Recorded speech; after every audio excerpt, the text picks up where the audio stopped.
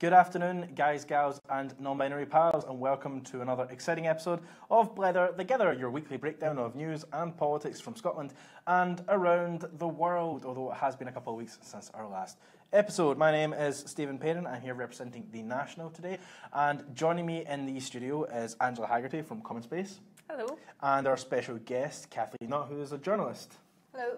But a journalist specifically with The National, not just like a random one. As well as a few other places, obviously, as well. So thank you to everyone who has tuned in. Thank you to everyone who is sharing this video right now. I know there's a couple of you, and we do encourage you to do that so we can reach a wider audience every time that we do this. That would be excellent.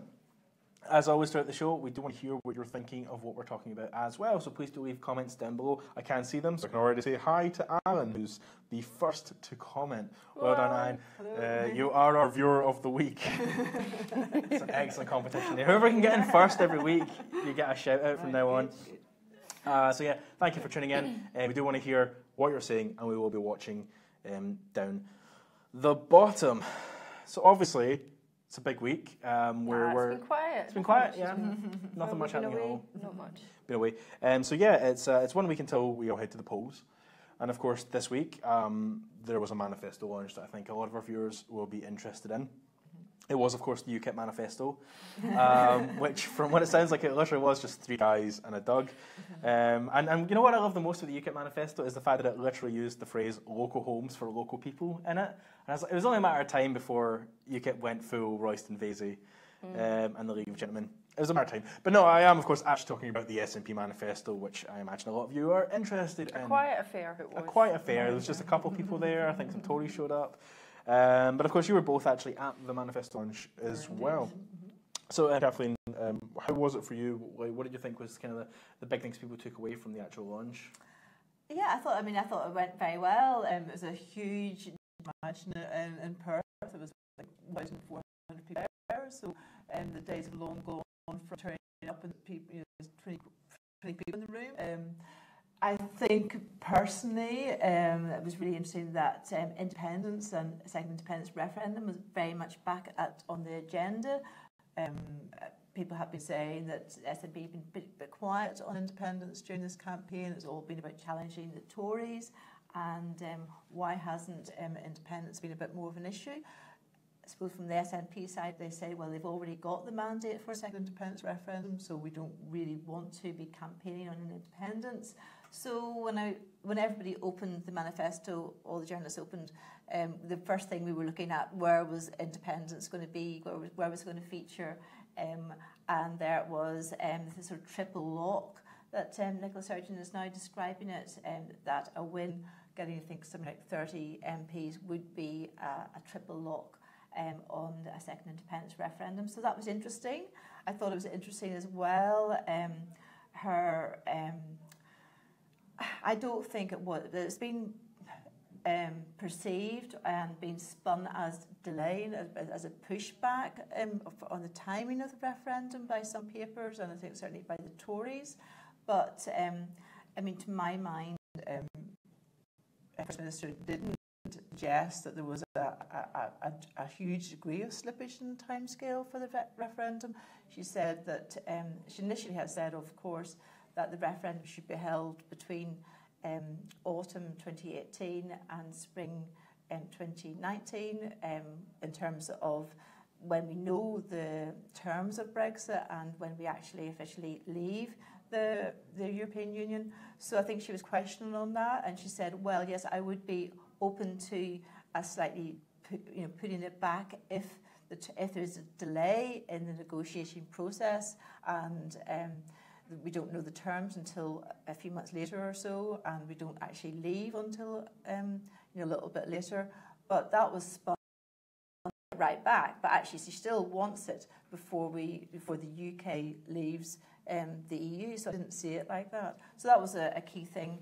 And I thought she spoke very passionately about standing up against austerity and talked about under the Tories, something like 5 million more children will be in poverty, many of them in working households. So that was very strong and painted a very dark picture of what the UK would be like under a new Tory government. She was saying things like you think things are bad now, things are going to get even worse over the next 5 years, and this is a crucial time. So, yeah, I think it obviously went down very well. I did ask a question and got a bit of a cheer, which was an interesting experience for a journalist. I'm not sure. I think my question was actually about what she would do if Theresa May was re-elected and continued to say, no, Scotland can't have a second independence referendum until, after Brexit, I think has been a suggestion from Theresa May. And once Brexit is played out, her phrase has been, I think the First Minister seems to suggest that actually there wasn't that much difference between Theresa May's positioning and her position. I'm not sure whether I would entirely agree with that. But I think what I was trying to get at was, I think the First Minister said that, initially said that after the Easter recess before the election, that she would come back and spell out what the next steps would be in trying to progress a second independence referendum. So I was trying to get what she was going to do about that, but she didn't really quite answer that question.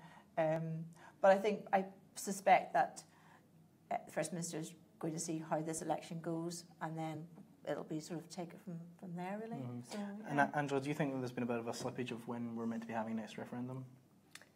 No, I don't think there has been. I think the whole thing's still really complicated when it comes to the Brexit timetable. I don't think that a great deal's changed. I agree with Kathleen. I think that's probably been overplayed a little bit in some of the press. I think Sturgeon's actually been, fairly clear from when she announced that they were going to go for a second referendum and started that process. I think she's been quite clear that it has to be sort of within the Brexit timetable, but the Brexit timetable is very much up to the UK and the European Union rather than the Scottish Government. We don't really have any control over any of this, and it doesn't seem like, certainly Theresa May, if she gets re-elected, it doesn't look like they want counterparts in Scotland and Northern Ireland and Wales to have a seat at the table, if you like, either. They don't really want them too involved in what's going to be going on. So we're very much at the mercy, I think, of the UK government in terms of timing.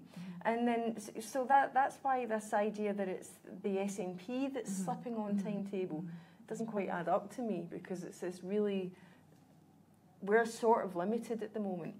And I feel like it's just far too early at this stage to be really talking seriously about the timetable. It's supposed to be a 2-year negotiation, isn't it? But this is the first thing that's happened.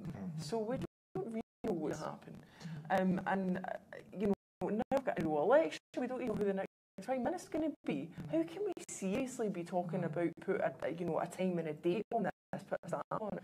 You can't really do it. Yeah. Yes. I think case of this is weirdly, it's like with having less information, she's actually providing clarification of a previous point. Because when she did say originally autumn 1819, the whole point was that was at the end of the Brexit process. This is really just a clarification of that. Of like, no, we'll do it at the very end when we know the deal that we're going to have, and then we can go forward from there. I don't think they see it as slippage whatsoever. And some, I think some of the early estimates of how long it could take to actually leave the European Union were 10 years. Like there was discussion that it could go on for much longer. I think that what we should be focusing on, though, from the manifesto launch is what you've mentioned already, Kathleen, and it's the triple lock. Because what Nicola Sturgeon's saying there is that the SNP won the Scottish election. They then won the Scottish parliamentary vote on the Section 30 order, so that's gone through. The mandate really, if you're going by democratic process, that should be cast iron on its own. But she's now saying that, if the SNP win the election in Scotland, win the general election in Scotland, then that's, what more do you need, basically? And I think that's what we need to be focusing on, because she does say that, this wrangle that's going on at the moment between the Tories and the SNP, the Tories put in their manifesto that you need public consent for a second referendum. What does that mean? And they don't specify. And I don't know whether, because they keep talking about opinion polls. And I'm thinking, are you really telling me that opinion polls are now going to replace the actual democratic processes that exist in this country? So when Sturgeon said this is democratically unsustainable, I thought that's the key thing there. Sturgeon has the mandate. Ruth Davidson can say whatever she likes about opinion polls and about Tory resurgences. At the end of the day, since 2014, the SNP has won every single election. So I think we need to be getting a handle on the framing of this, because it doesn't make sense to me. I think another key phase was at the end of the Brexit process, and what you were saying as well, Stephen, about the fact that First Minister seemed to be clarifying what it actually the time scale means, because it has been, I think, deliberately misinterpreted by the Unionist parties that somehow she wants a referendum tomorrow, you know, and that has been. So I think she was, in a way, by framing it at the end of the Brexit process, she's trying to actually address her critics and say, no, we don't want an independence referendum tomorrow. We're not calling for an independence referendum tomorrow. We're calling for it when we know what the terms of Brexit are, when we know what we're going to be voting for and voting against. The interesting thing is that in opinion polling, and I don't have the figures to hand, I'm not a great fan of the polls anyway, but I don't think we should be basing things on them. But I think that when the question is asked, do you want a referendum now, the answer tends to be much more towards no, because people don't know what's going on right now. But when you ask if do you want one or do you think there should be one in, say, the next 5 years, the figures are quite different. Exactly. So when the Tories are talking about opinion polling, they're probably going to be talking about, do you want a referendum tomorrow? Not do you want a referendum in 2 years' time? Not do you want one at the end of the Brexit process? But, arguably the SNP needs to get better at firefighting that, because the Tories are being able to frame this, and let's face it, at the end of the day, people are predicting that the Tories might take half a dozen seats. There are 59 seats in Scotland. So... why are they so successfully positioning this in the way that they are? But I think you're ready to focus on the triple lock though specifically though. I mean, that's the thing that's going to keep coming back, because it's going to become, I think, absolutely untenable for any of the opposition parties to maintain that there is no mandate for independence, because it's going to become increasingly, it's going to look like you're flying in the face of democracy. You can't argue for a devolved parliament, and you can't argue to have a parliament that should make its own decisions, or argue that the SNP should use the powers that the Parliament has. And then when there's a democratic vote, but democratically elected politicians say, no, now's not the time for that, and sort of step away from it.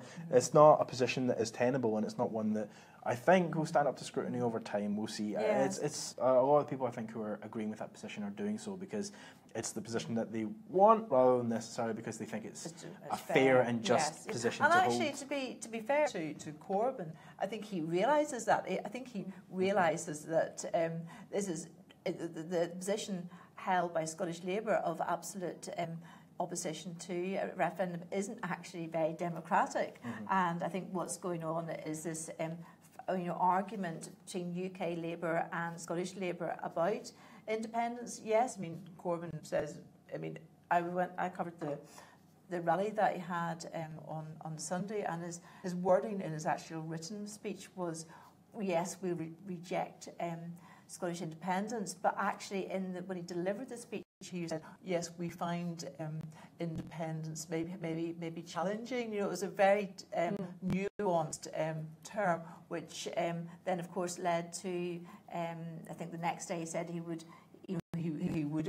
enter into talks with the SNP about having a referendum. So there seems to be a big split in the party, and interesting enough at that rally, this is going away from the topic a bit, but there were actually a lot of independent supporters at the rally, people who voted SNP, in fact, in 2015, who were now seriously thinking about voting Labour, and not because they support Scottish Labour at all, but they regard themselves seeing themselves as Corbyn supporters and wanting a Labour government under Corbyn. So it was, that was an interesting aspect as well. And some of the other interesting areas in the SNP manifesto as well, not just independence, but that's obviously the kind of line that everyone's taken away from it as well. But one I found really interesting as well was looking at the tax plans for raising it to the 50 pence rate of tax. Sorry, 1 second. Of course, 50 pence rate of tax on any earnings over £150,000. And that's really interesting because the SNP actually have a bit of I'd say a record of speaking further to the left on tax than they've actually followed through and committed to. So they wanted to scrap the council tax, and then when they had the means to do so, they didn't. And they've backed the 50p rate of tax in the past, and then when they had the powers to do that in Scotland, they haven't. And it seems like, quite interestingly, coming into this election, by including it in the UK-wide one, they're sort of set themselves up to be able to bring in that 50p rate of tax across the whole of the UK, because now they can sort of get round some of the objections to it, which was that people would leave Scotland to go to England or whatever else was kind of being thrown out there. So it will be interesting for me to see if they will continue to push for that in the event that they come back as a majority, which polls absolutely indicate that they are likely to do. Of course, I think their success in bringing around any of that is, well, I think it is patently obvious that their success in bringing around any of that is based on who the next Prime Minister is going to be, whether it's going to be May or whether or not it's going to be Corbyn at the end of the day. Angela, did you have anything else that you thought was quite interesting in the manifesto other than independence? The SNP's manifesto? Yeah. Well, I mean, listen, there's a lot of stuff in the manifesto that is interesting for people who are very interested in politics, but whether that's actually what anyone really was paying attention to, because this is the thing that gets me about these manifesto launches, and we saw it yesterday with the Scottish Lib Dem manifesto launch as well. And we've seen it with the leaders' debates. I think people are very confused about what these manifestos are actually for and what they can achieve when we're talking about a general election, because they're quite different, actually. I mean, it's the Lib Dem manifesto yesterday. There were differences between that and perhaps the UK Lib Dem manifesto, and I don't think people really understand why that is. So you have a manifesto for the general election that's different from the party that you're actually aligned to. Then you have a different manifesto for the Scottish election, and then you maybe have or manifestos for council elections. I think people are actually really confused over what power anybody has to do any of this stuff at what level of government. So this is why I'm thinking that some of the policy stuff actually has been getting a bit lost and getting very confused. There was one leaders' debate in particular where there was a lot of talk about devolved issues. Of course, there's no power to do anything about that if you win a general election. And I felt that talk should be a little bit more. You could be talking about some of the bigger aspects of our system and defence, Trident, things like that, things that we have no control over Scotland. Those are the things that you do have control over in the UK. And we're getting things like education and NHS, but these are separated from Scotland.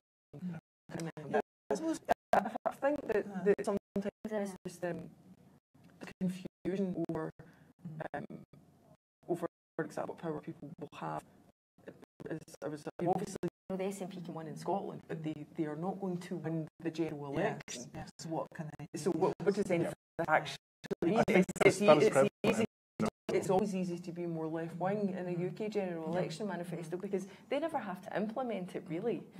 So, but I think that was very much couched in the language of the manifesto itself, because the manifesto was all about supporting a more progressive tax approach, or opposing or putting pressure on, because of course they're not going to be really running all of that aspect of it. It's going to be more about, well, I guess in the way that they're framing it, which is a stronger voice for Scotland, is ultimately what it comes down to. They're positioning themselves as being a voice in the Parliament that's going to pressure things in the direction that they want to go. And you're right that there is a lot of confusion. I think the devolution settlement has, especially with like the new Scotland Act and everything else coming in, there is a lot of confusion about where powers lie in Scotland and in the UK. And I think it has actually been taken advantage of by parties who are talking up the bits they're good at, whether or not it's relevant, and talking down the bits they're bad at, whether or not it's relevant. Even looking at the local elections, which was all about apparently stopping a second independence referendum for Labour and the Conservatives, even though your local councillors can't do anything about that. Nothing.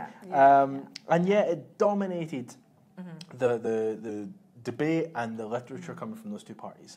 And then again, with this one as well, we still have the exact same thing. I mean, I was on Report in Scotland the other night chatting about a similar thing, and beforehand I was like, I wonder if I check the Twitter accounts of Labour and the Conservatives, they will be talking about any policy, or whether they're just going to be talking about an independence referendum. And I went and checked, and the first 4 tweets at the top were just about, we're going to stop an independence referendum. Yes. And it's really interesting because it's drawn this really stark divide, I think, between Scottish Labour and UK Labour. Because UK Labour have clawed back an incredible amount of support at the moment, because they've released a manifesto that is incredibly popular and has all these popular ideas in it. And they're really all about policy. Exactly. Actually. It's all they're talking about is we're going to do this, we're going to do that, here this is costed, here that's costed. And then you come to Scottish Labour, no referendum. Yes, yeah. And it's so frustrating to see Corbyn doing, like, quite frankly, very well given the position that he started in. Yeah, incredibly But to see Scottish Labour just hanging on to this same narrative that the Tories are doing as well. I have to say, you mentioned, Kathleen, about how there's a lot of people that would like to vote Labour. I know Scottish independence supporters who are either going to vote Labour or they really want to vote Labour. I think there is still, even though so many people moved to the SNP after the referendum and may still consider themselves to be yes voters, there's still an emotional attachment to the kind of ideas that Jeremy Corbyn's coming out with. But the interesting thing about it is that of the ones that say that they would like to do it but they're not going to do it, they're telling me that the reason is Scottish Labour. Because they know that would effectively be a vote for Scottish Labour in Scotland, and they just can't bring themselves to do it. And you have to stop yourself and think, how toxic must you have become if you are the thing that's stopping people from voting for the UK Labour Party to get them into government at a point where it looks like Jeremy Corbyn actually have a shot, and yet people are saying can't do it, Scottish Labour, it's just can't go back to that. Kezia Dugdale's got a huge problem, huge, if it's really that bad, and it seems to be. And do you think Kezia Dugdale will stay if we're talking about another complete wipeout of Labour Scotland? Well, she's insisting she's not going to go anywhere, that she's in it for the long haul, in it for 10 years, I think she said, at least, for this. So, given, it's an interesting one, because people are saying they're going to go back to Labour despite Scottish Labour. I've spoken to a few people who are going to vote Labour because they like Corbyn, and they like his policies. They think, and they want Theresa May out. So the problem then actually will be for people who maybe don't want Kezia Dugdale to stay is that if Labour do maybe a little bit better than expected, as yesterday's STV poll suggested, that they're now in 25%, so neck and neck with the Tories, Kezia Dugdale will say, well, look, I've done really well. You know, I've held on to Ian Murray in Edinburgh South, and maybe somebody else will get in as well. And she will go and say that she's been a great success. So it's almost, despite herself, that she's done quite well, because Corbyn has probably brought round people to support Labour again in Scotland. So it's an interesting one, but as I would imagine if Labour either hold on to Edinburgh South and maybe get perhaps one other, I mean, she will stay, because that's the way she'll spin it, that she's made a great success in this election. Yeah, I guess in the same way that the Conservatives have spun that they won the local elections because they managed to come a very distant second, which is really stretching it. So to anyone who is joining us at the moment, you are watching Blether, Thegither, the weekly breakdown of news and politics in Scotland from The National. Thank you for tuning in. Please do leave your comments down below throughout the course of the show. We do want to hear from you as always, and thank you to everyone who has already commented and who has shared the video for us. So obviously we have chatted a little bit now about the polls, but I would like to kind of come back. I mean, I think this is incredible in a big way. Like, when the Conservatives started, they had a 23-point lead on the Labour Party when everyone was talking about Jeremy Corbyn being unelectable. And now we're a week out and it's a 5 or 6 point lead. You know, depending on the poll, some bigger, 3 some points if you go by YouGov last night. Right, exactly. And it's this incredible clawing back of support for the Labour Party that hasn't really been seen in a while now. And what's really fascinating is that I think there's this really interesting outcome of this election. Even if Jeremy Corbyn doesn't win, it's going to really just put an end to all these people saying that he was unelectable. Because the fact that he came from a 23-point lead to a 3-point lead, well, again, assuming this actually plays out again next week, but the fact that they managed to get so much support and so many people behind these ideas that for so long Blairites in the party have been saying nobody wants us anymore, and now here we are a week out from an election and we could have Prime Minister Corbyn, which I've been predicting, and will continue to support. Yeah, it's just incredible, and particularly this poll, the YouGov poll being discussed and the Times as well, that we could be in a situation where we have a hung parliament again, and it could be that the SNP are there to essentially help Corbyn into the Prime Ministership. Although I think there is a really fun analogy, which was at the last election, a week out, YouGov predicted a hung Parliament as well, and then David Cameron didn't go on the TV debate, and then Russell Brand backed Ed Miliband, and had the same weird. I'm being a bit facetious, but the election the last time was way more dominated by talk of a hung Parliament. It was always a lot closer. And then that was the shock. I mean, remember the shock when the exit poll came through and was predicting the majority for the Conservatives. And I remember a lot of journalists thinking that's not right. There's got to be a mistake there. But people were convinced it was going to be a lot closer than that. So I'm sceptical of the polls as a result of that. It might be things may be closing, but there are various polls that you can look at, and actually they give a much broader picture than that. But I agree with you, Stephen. I think that regardless, Corbyn will spin that as a win, because what he can say is that had he had the backing of his party, instead of them trying for the last, 2 years to oust them, which is what they've done. I mean, it's still incredible to me the day after Brexit. That was the moment that Labour MPs chose to try and get Jeremy Corbyn out the door. I mean, what a missed opportunity that was for them to make themselves far more relevant to people on Brexit. So I think he can easily say what he's done in this election was not supposed to happen, and he's got the support of the kind of party membership. So I don't think he will go if the polls, if Labour do perform perform as it's predicted that they're going to perform, I don't think he'll go. But I think Theresa May's got a big problem then, because if she's called this election and said that it's so important and she needs that big, huge, whopping mandate to go negotiating Brexit, if this election happens and nothing much changes, then that really calls into question Theresa May's leadership and the faith that people in this country actually have in it, I think. That's a big question, too. So, yeah. Just coming back to the polls, they are really interesting. I mean, who could have predicted that the Tory lead was going to shrink from 25 points or whatever to 3 at the moment? But I have a slight worry about this as well, because it could actually galvanise all those Tory voters who were maybe thinking, oh, we're going to win quite easily, maybe not bother going out or whatever. It could really galvanise Middle England to go out and vote for the Tories at the end of the day. And I think a lot will depend on what the sort of turnout level is across the country, but also among younger voters in particular, who are probably more likely to vote for Labour. How young people can be encouraged to go out to vote. I think a lot really depends on that. And that's the worrying thing, because these sort of polls in the Times and a couple of polls at the Times now, headlines saying we're on course for a hung Parliament. Is that going to panic Tory voters into making sure, rounding up all their friends to go out to vote? I think that would have been true, but the interesting thing about this that's different maybe from Cameron the last time is how much Theresa May's upset the pensioner vote. Exactly. With the dementia tax. Now that's massive, because that's the age group that does go out and vote. And you can see even in the TV debates, whenever it's brought up, whenever talk of the dementia tax, and when you see older people being interviewed doing sort of vox poppy things, that really has rattled people of a certain age. It really has. So I think that if the youth vote does come out a bit more for Corbyn, and it may well do, I think that Corbyn's got, as much as he looks like your granddad, there is still a sort of a radical, edgy element to him that Ed Miliband didn't have, even with Russell Brand's backing. But that combined with the older vote maybe not going out to vote for the Conservatives in the way that I'm sure they would have done otherwise if she hadn't introduced that.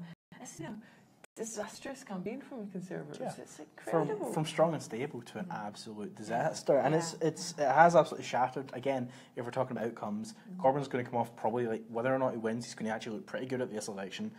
May is not.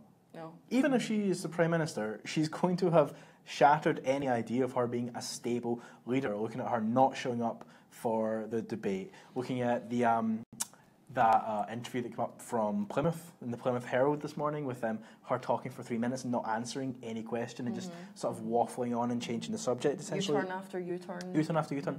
Like, the Conservatives, even if they win, are going to look incredibly weak. And there is still a good chance that they will win. There is this sort of weird thing that when you speak to people, they're like, oh, it's outrageous that the Conservatives are going to do this with the dementia tax. And it's like, oh, who are you voting for? It's, I'm still voting Conservative. But it's terrible what they're planning to do. Like, that vote is coming out as well. But I do wonder if there might almost be like another side to that vote of like these polls coming out, obviously talking about the people who maybe will be more like pushed to go out and vote now for the Conservatives to bring back that victory. I wonder if these polls may not also push the youth vote out, because the youth vote are, you know, historically, statistically, less voter turnout, and a lot of that comes from complete political disenfranchisement and, you know, never getting what you want. And now here comes a poll that says, actually, if you go out, you're on the cusp of something. It could happen. And I wonder how many people are like, I guess I will then. See if it actually does anything, see if it changes anything. So these polls could go either way. We'll just push everyone out. Highest voter turnout ever.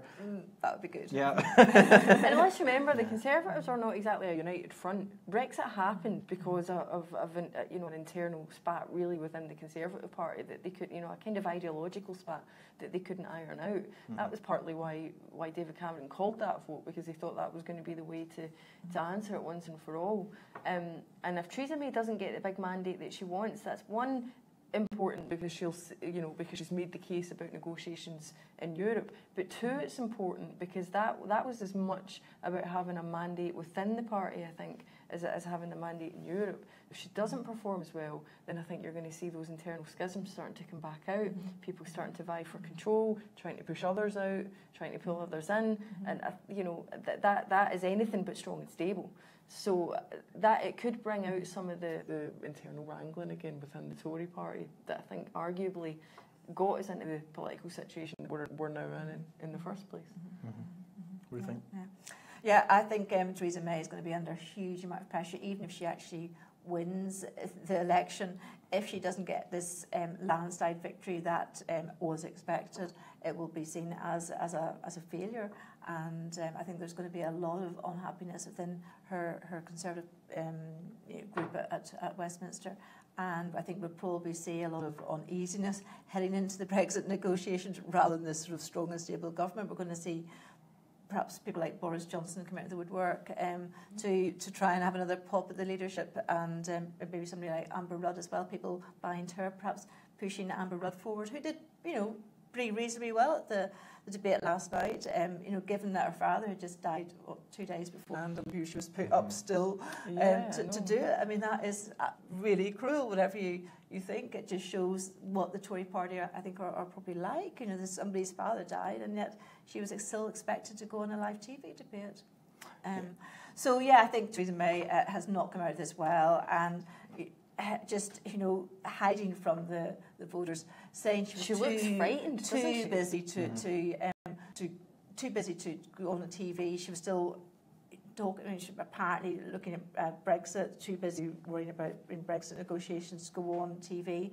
And yeah, it was just very, very poor performance. The only time I've seen her out and about, she was brought to book by a disabled woman who over the benefit cuts, and I think she's retreated back into, you know. She actually doesn't look well at the moment. She does not look like she's having a good time. So, and the thing is, it's the great contrast between her and Jeremy Corbyn, because he just looks so relaxed. Yeah, he's kind of found his like I'm straight a little bit. That they've some sort of media team come in and start coaching, because it's not just Corbyn. I've seen it with people like John McDonnell. And her name escapes me. There's another one in particular. No, she's doing really well as well. Yeah, but there's been a notable difference on all of the kind of main politics programmes when they've been going on to do them. They've been much more polished, much more relaxed, much more able to deal with the questions that previously were getting more intensive, and actually being more clued up on who they're going to be on that programme with and having stuff to throw back at them.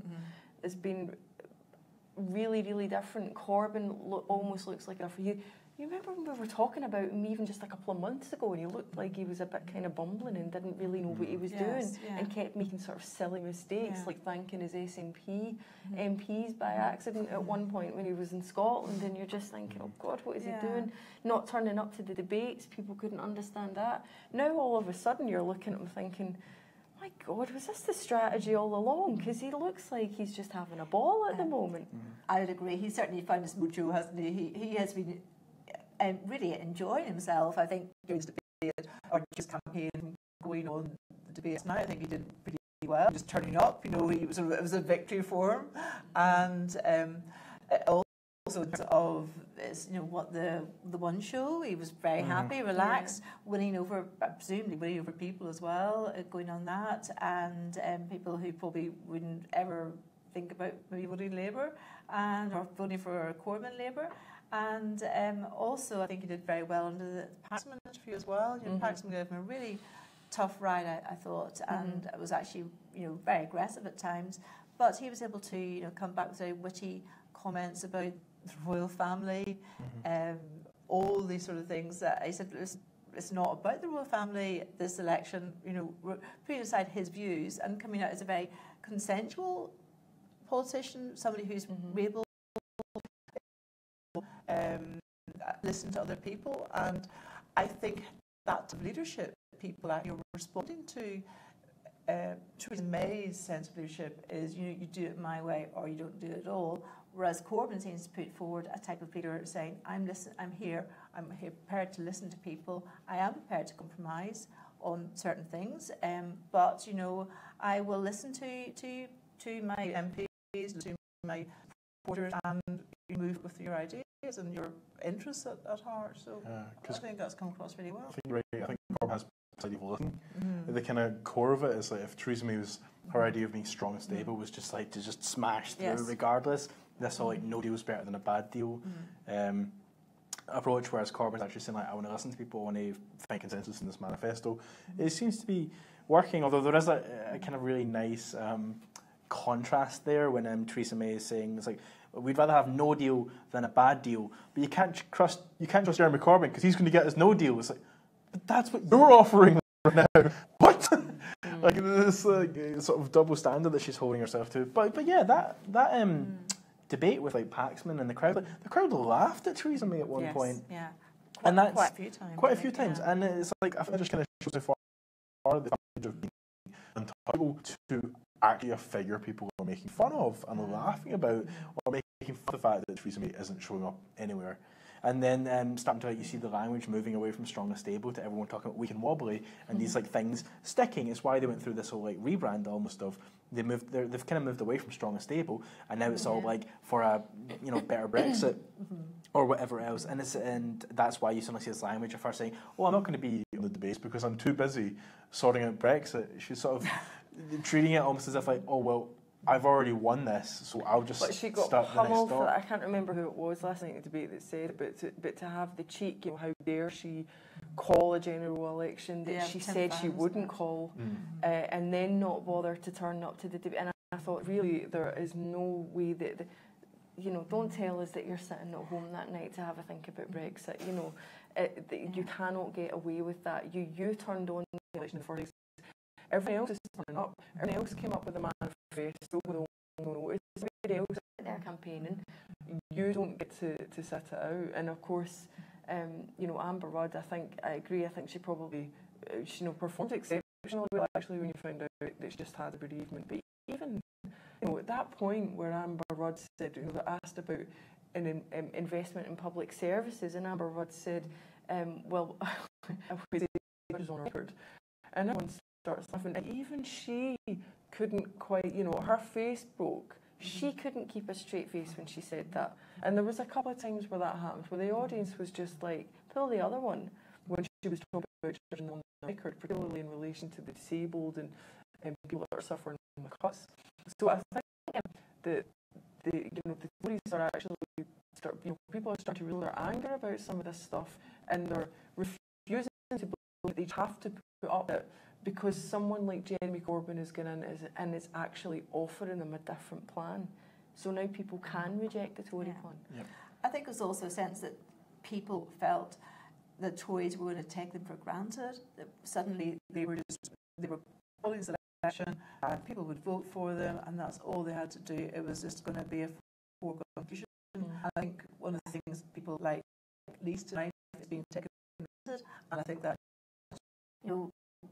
what's happening now is a backlash against that sense that people in Britain, in England particularly, were going to vote for Conservatives just to let them have this, sense that unquestioning support, and they thought they could do that and thought they could get away with it in terms of putting stuff in their manifesto, which was going to really challenge people in terms of the cutting the winter fuel allowance and the dementia tax, and they thought they could put that in because at the end of the day people would still vote for them. They didn't believe suddenly putting things like that in would actually cause people to stop voting for them.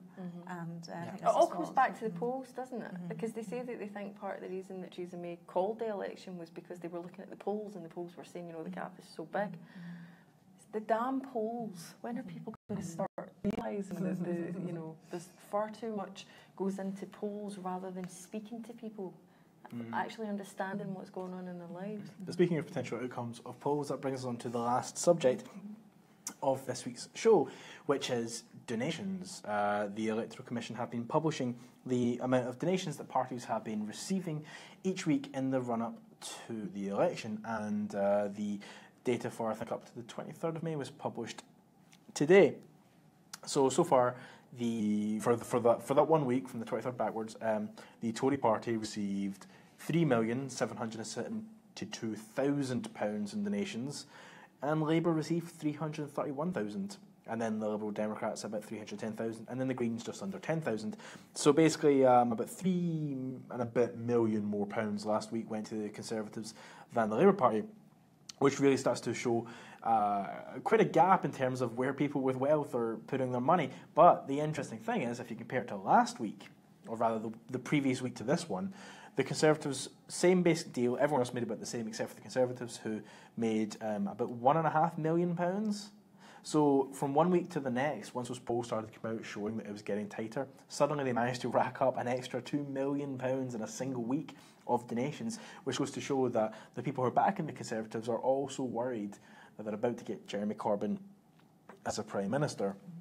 Was that enough? I mean, in that kind of time frame, will that really make a difference? Well, I mean, you've already seen how they've been throwing money into certain things. Like when the whole dementia tax story came out, the Conservatives bought up loads of ad space. So if you search for dementia tax in Google, their homepage came up at the top, taking it through to this kind of like spun version of what it was. Like, they have been throwing money into different areas to try and control the narrative and even control what results you can potentially find online about what they're getting up to.